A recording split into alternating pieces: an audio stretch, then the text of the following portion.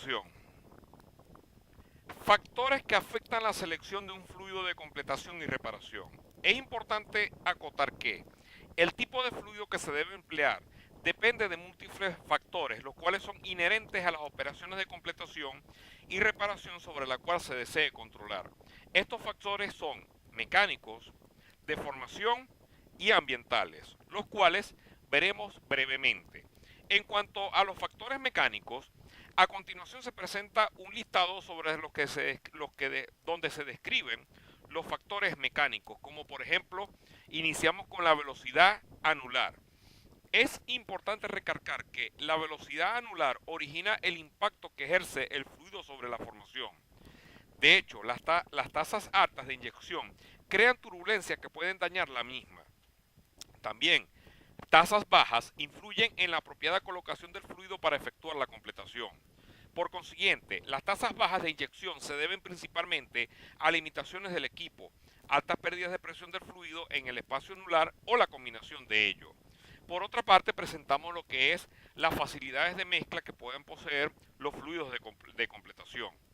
Por tanto, cuando un equipo maneja un volumen de fluido limitado, se debe escoger un fluido que pueda ser preparado y mantenido con muy poca cantidad de material. Para ello, es necesario que el fluido seleccionado pueda aceptar facilidad de mezcla. En cuanto a la naturaleza y cantidad del fluido en el pozo, es importante recalcar que los fluidos de completación y los que se encuentran en el pozo deben ser compatibles de tal modo que no generen residuos que causen aún daño mayor a la formación o sobre la formación. En cuanto al espacio anular, es importante recalcar que la reducción de este espacio por equipos de fondo tales como empacaduras, tuberías, niples u otra herramienta influyen en el mantenimiento de la caída de presión en el sistema, lo que contribuye a su estabilidad mientras se realiza la completación. En cuanto a la estabilidad de la mezcla, es importante recalcar que el fluido seleccionado debe mantener cierta estabilidad con el tiempo, especialmente con respecto a la estabilidad térmica, técnica, térmica, fuerza G y densidad entre otros, perdón. Esto se debe a que en las operaciones de completación y recondicionamiento se espera que normalmente existan periodos largos en lo que una porción del fluido en el pozo no vaya a circular. Sin embargo, esta porción o esta parte estancada debe mantener su estabilidad con el tiempo requerido. En cuanto a la corrosión, algunos fluidos de completación y reparación pueden originar alto grado de corrosión sobre las superficies metálicas. Este problema puede reducirse mediante la adición de un inhibidor de corrosión y ajuste del pH. Es importante tomar en cuenta la compatibilidad existente con el inhibidor o el, o el entre, o, repito, debe tomarse en cuenta siempre la compatibilidad existente entre el inhibidor de corrosión con el fluido de completación. Finalmente, en cuanto a los componentes del fluido, cuando se realiza una reparación o una completación, el fluido seleccionado debe tener la menor cantidad posible de sólidos en suspensión. Por tanto, sus componentes deben ser solubles y estables a presiones y temperaturas que se tienen durante las operaciones.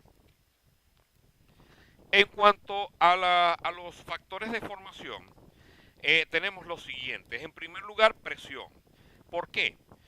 Es debido a que la densidad del fluido seleccionado debe ser tal que la presión de la columna hidrostática en el pozo supere entre 200 a 300 LPC la presión de formación. Esto se debe a que la contrapresión debe mantener a los fluidos de formación en ella mientras se está realizando cualquier operación. En cuanto a la consolidación de la formación, debemos indicar que la selección oportuna de un fluido de completación y reparación puede ser tal, que su viscosidad puede ser incrementada para efectos de limpieza. Esto se debe a que en formaciones no consolidadas puede generarse arenamiento dentro del pozo. Asimismo, la posibilidad de incrementar densidad es otro control adicional deseable. En cuanto a la permeabilidad, el fluido seleccionado debe impedir la pérdida de circulación cuando se tienen formaciones altamente permeables.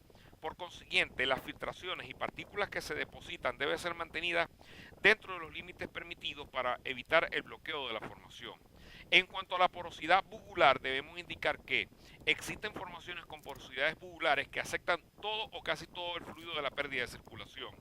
Esto genera pérdidas de volúmenes del fluido que se conocen como pérdidas de filtración o por filtración o pérdidas de circulación. Cuando esto ocurre, al fluido seleccionado se le debe añadir aditivos de control de pérdida, tales como semillas de algodón, píldoras de grasa, entre otros. Al añadir estos aditivos, se espera que la productividad del pozo no sufra ningún tipo de reducción. En cuanto a la temperatura, en la selección del fluido de completación debe tomarse en cuenta la temperatura de aplicación. Es necesario conocer los límites a los cuales el fluido es inestable o difícil de controlar.